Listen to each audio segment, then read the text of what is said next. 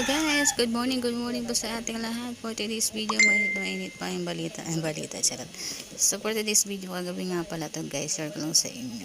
So yung nagda-diet ka, yung partner mo, may may pasalubong spaghetti with chicken. Kompleto yan guys, meron pang french fries and burger yan. So yan, nasira yung ating diet guys. Ang calories na ng kinain ko na yun is 1,400.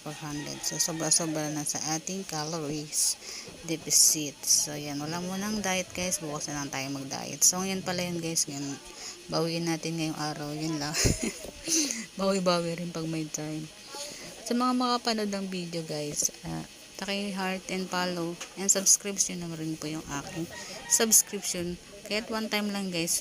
Ma-experience ko lang meron nagsasubscribe. 29 pesos only lang guys. So, yan nga guys. Hindi na lang natin yung pagkain. Kasi minsan lang naman tayo kakain ng mga ganito. Not healthy. Wag lang araw-arawin. So, yan lang guys. Bye-bye. Charot-charot. And God bless. Ingat po tayong lahat.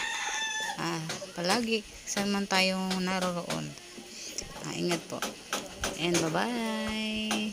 Charot. Charot-charot. Yan lang guys. Bye-bye na. Bye.